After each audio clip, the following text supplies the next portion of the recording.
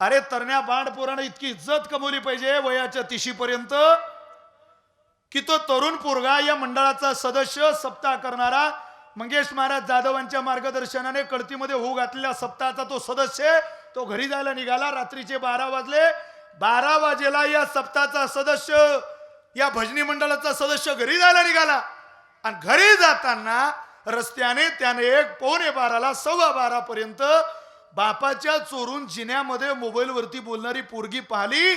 या मंडळाच्या सदस्यानं वरती चढावं आणि 2 तिच्या थोबाडात मारावा आणि तिचा मोबाईल बापाच्या हातात देऊन सांगावं, बाबा ही माझ्या जातीची नाही, पातीची नाही, धर्माची नाही, पंथाची नाही, कोणी नातेवाईक नाही, पण मी अमुक अमुक मंडळाचा सदस्य आहे, मी वारकऱ्याची औलाद आहे, तुमची पोरगी तुम्हाला फसवते, हे सहन झालं नाही, मला थोबाड फाडलं तुमच्या पोरीचं.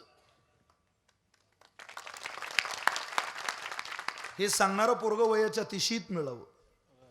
30शीत पांटोपीवर उभं राहणं बंद करावं लागतं. त्याला चेष्टा नाही करावी लागत, खिकी दात नाही काढावं लागत, कमरेच्या खाली बोलणारं कीर्तन नाही ऐकण्याची इच्छा करावी लागत.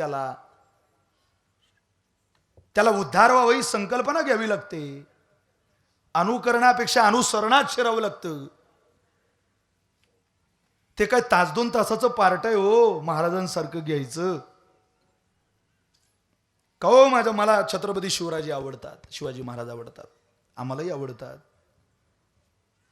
पण तू काय घेतोय रे बाबा महाराजांच्या जीवनातलं?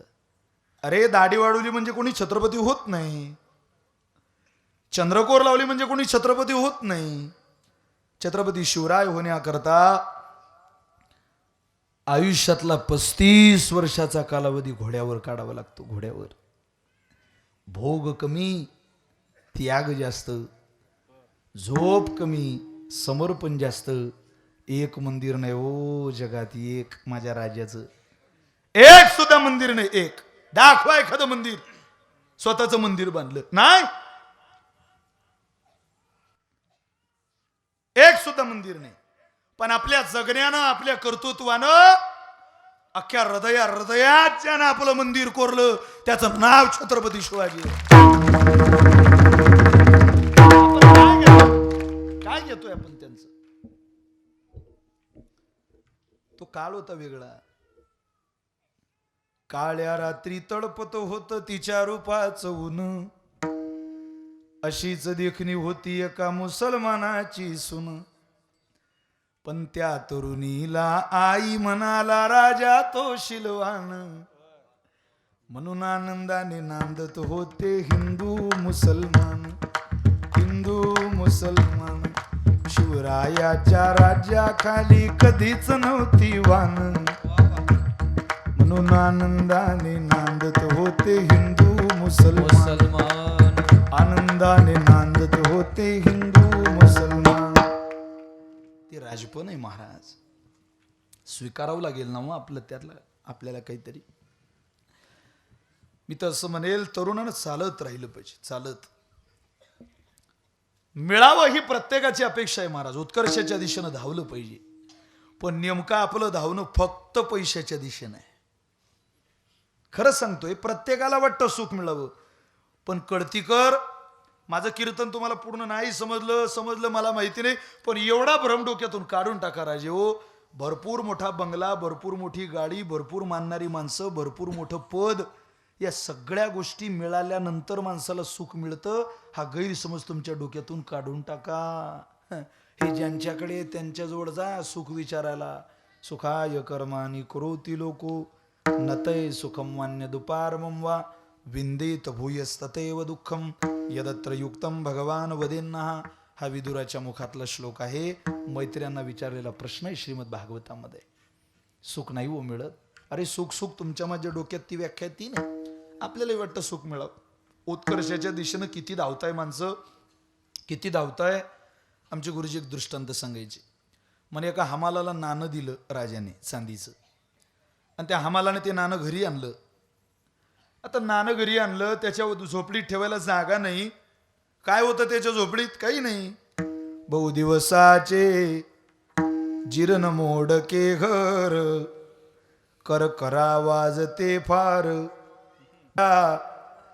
जुन्या कुळांच्या भिंती कर कर ही उंदीर करती, ते कन शोधाया फिरती, मग अंती निराश होती, मग सोडून ते जाती त्या सदनाला, प्रभू घात कसा झाला. ठेवायला जागा नव्हती महाराज नाना, इतकी गरिबी होती. पण तो म्हणे कुठं ठेवले बाबा, नाण्याला किंमत आहे, कधीतरी उपयोगाला येईल मला ते घर बांधायला. त्यांना राजाच्या राजवाड्याच्या शेजारी एक पडका महाल होता. त्या पडक्या महालात खड्डा खोदला आणि ते नाणं पुरलं. काही दिवसांनी त्याचं लग्न झालं. त्याच्या बायकोला तिच्या वडिलांनी एक चांदीचं नाणं दिलं. ती म्हणे अहो आता लवकर घर बांधा, हे नाणं दिलंय माझ्या बापाने. अगो तुला नाणं दिलंय म्हणजे 2 नाणे झाले आपल्याकडे. 2 म्हणजे तुमच्याकडे? हो माझ्याकडे नाणं आहे. कुठं आहे? मी ते पडक्या वाड्यात पुरून ठेवलंय, मला पाहायचंय ते नाणं घेऊन या. दुपारची वेळ आहे. हा म्हटलं ऊन तापतंय. नाही नाही नाही आताच नाणं आणा. श्री हट्ट येतो. एकदा बाईनं आवाज दिला, संपलं सगळं. पहिल्यांदा करतो माणूस डेअरिंग थोडी, पुढे नाही होत ते. चांगले चांगले गार झाले महाराज. काऊ कुठे जात आहे? मी कीर्तनाला जातोय. जाऊ नका, वातावरण बिघडलंय. नाही नाही मी जाणार. पाण्याचं वातावरण आहे, जाऊ. नाही नाही मी जाणार. इथं ती बाई थोडीशी भाषा बदलवते. नका न जाऊ. जाऊ दे मग. न लागला की घरी राहतो माणूस. न काय बाईच्या न मध्ये ताकद आहे. खूप आवाज आहे महाराज सध्या महिलांचा. मी एक दिवस बॅग काढली. आम्ही माझ्या बायकोला म्हटलं बॅग काढ, आवर, मला जरा कथेला जायचंय. हो ते म्हणे आवर. काय काय आवरू? काय बॅग आवरू, पोर आवरू, इन्स्ट्रुमेंट आवरू, घरातलं सामान आवरू, भांडे आवरू, काय आवरू? म्हटलं तोंडावर फक्त, बाकीचं मी आवरतोय. ती आवरायला कोणी तयार नाही आज. आत्ताच पाहायचंय म्हणून नाणं. मी तुम्हाला सांगतोय उत्कर्षाची चिंता. ऐका, किती चिंताग्रस्त जीवन आहे उत्कर्षाच्या दिशेने.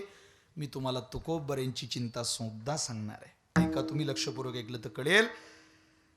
तो दुपारी निघाला, पायात चप्पल नाही, डोक्याला उपरणं नाही, त्या पडक्या वाड्याकडे निघाला. ज्यानं नाणं दिलं होतं त्या महात्म्याने पाहिलं. राजाने, कुठं चालला रे म्हणे बाबा हा? ए भल्या माणसं इकडे. कुठं चालला रे?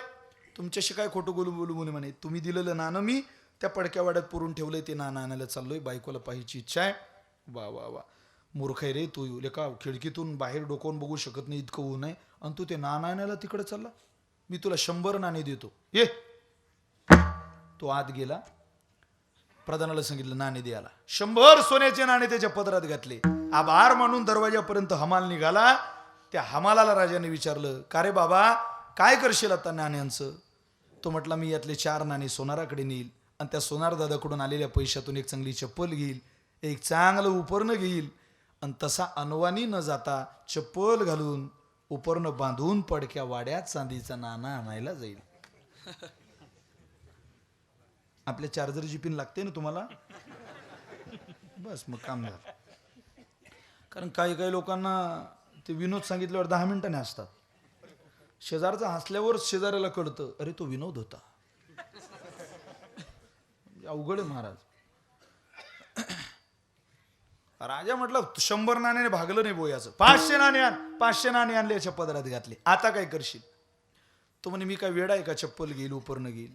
आता मी माझी स्कॉर्पिओ घेऊनच पडक्या वाड्यात चांदीचा नाणं आणायला जाईल. राजा म्हणे इकडे रे गाढवा, ये बेस. बुक्का आण बुक्का. बुक्का लावला त्याला. सांगितलं तुला राज्य देतो मी, अर्ध राज्य. सिंहासनावर बसवलं. अर्ध राज्य तुला दान करतो, चल आण रे नकाशा. नकाशा आणला. तुझं भागत नाही ना, हे अर्ध राज्य तुला दान करतो, माग. हा नकाशा आहे, माग तुला काय पाहिजे. तो म्हणे पडका वाडा येईल तिकडची बाजू द्या बुवा, बाकी काही नको. उत्कर्षाची भूक माणसाची कधीच भागत नाही महाराज, कधीच नाही. जशी तुमची माझी भूक भागत नाही, तशी उत्कर्षाची भूक तुकोबऱ्यांची सुद्धा भागत नाही. महाराजांनाही वाटतं पुढे जावं, आहोत तिथून. मग वाटलंय महाराजांना. आणि महाराज त्या उत्कर्षाच्या चिंतेची हजारो प्रमाण देऊन जातात.